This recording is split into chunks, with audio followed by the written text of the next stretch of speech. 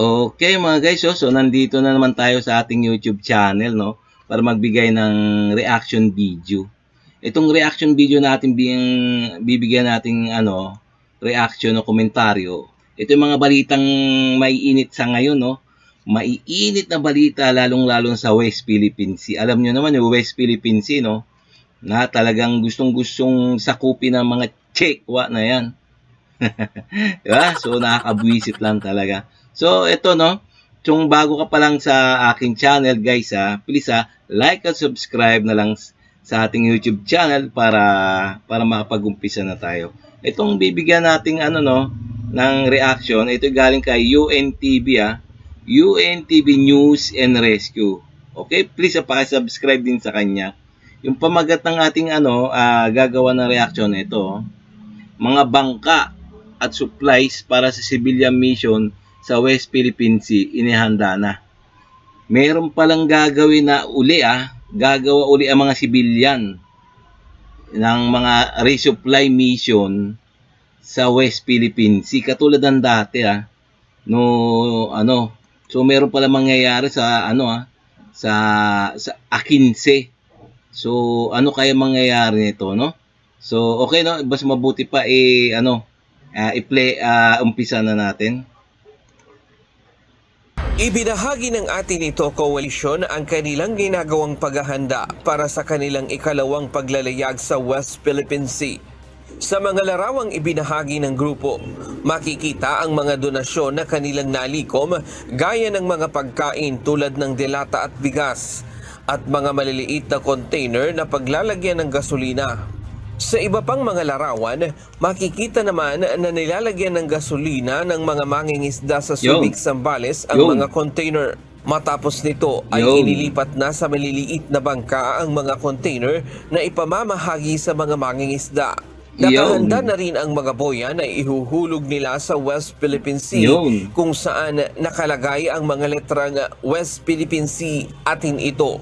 Target ng grupo na magtungo sa Bajo de Masinloc o Scarborough Shoal kung saan ipamamahagi ang mga supplies sa mga mangingisda. Sinabi naman ng Philippine Coast Guard na sila ang inatasan ng National Task Force West Philippine Sea upang tiyakin.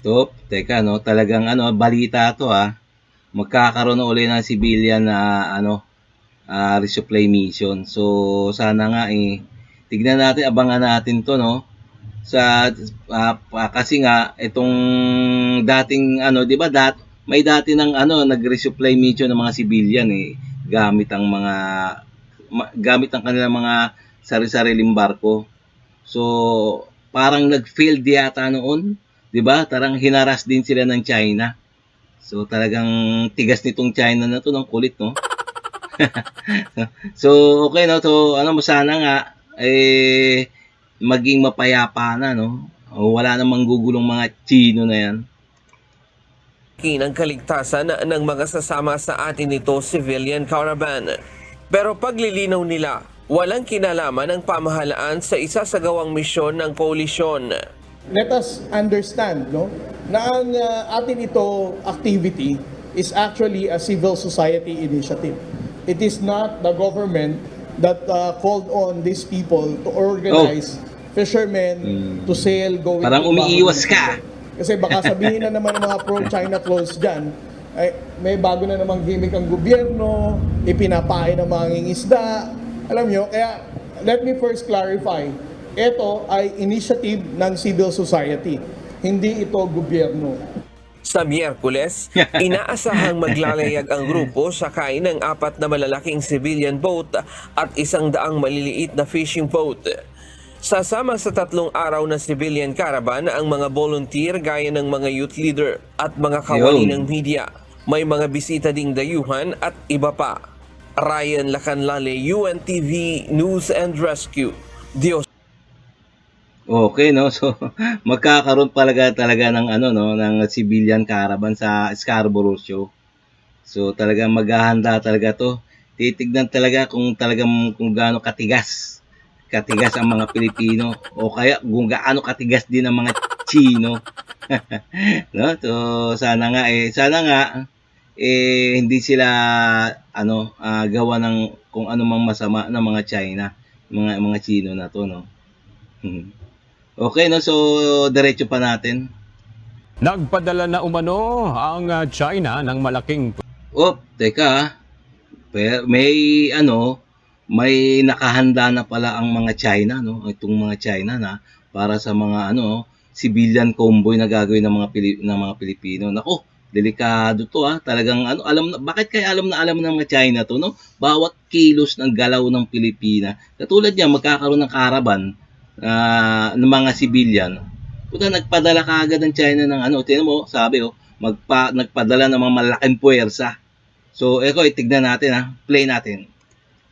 puwersa sa may Scarborough Shoal bago ang nakatakdang civilian mission ng Pilipinas sa May 15.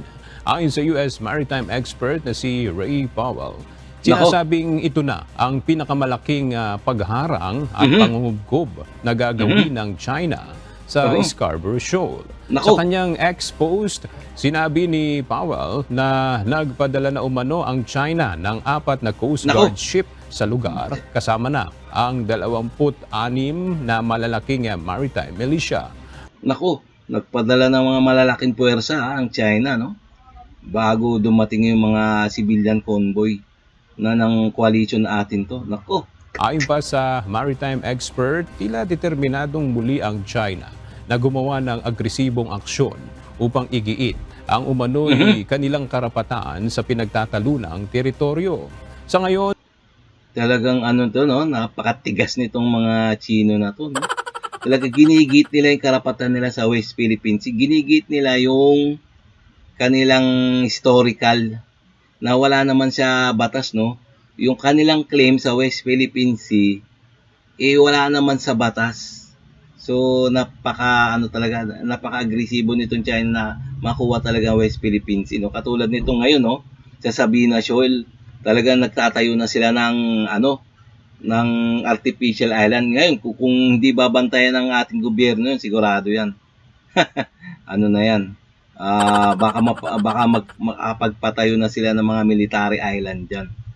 So, ito talagang So, nakakapanggigil itong ginagawa ng mga Chino. wala pang pahayag ang Philippine Coast Guard at atin ito coalition ukol dito. Yan So, wala pa raw pahayag. So, ano ba yan? Napakabagal yata ng kilos, no? So, kawawa talaga. Nakakawawa talaga ang ating Pilipino, ating lahi, no? Kinakawawa lang ng mga China. Sana wala bang gagawing action ng gobyerno ng Pilipinas, no? So, talagang kawawang-kawawa. Naawa talaga ako, no? So, please, pwede rin kayo mag-comments dyan, mga guys. So, para makita rin ng netizens kung ano ang masaloobin ng bawat Pilipino. So, okay, no? So, sana nga, walang masasaktan sa May 15, kung matuloy man yung civilian caravan, no? Sa West Philippine Sea, pupuntahan nila at tutulong sila sa mga mangingisda doon. Kaso, nagpadala na ng malaking puwersa na, no? In China. Tignan natin, malalaman. Sana nga gumit na ang Philippine Coast Guard o gawa ng paraan na maging mapayapa na hindi masasaktan ang mga civilian convoy. Diyos ko, ating gobyerno talaga nakakaawa na. Okay mga guys, so nagustuhan nyo yung mga ganitong reaction video, please like and subscribe na lang sa ating YouTube channel para makapag gawa ulit tayo ng marami mga reaction video katulad nito. Okay?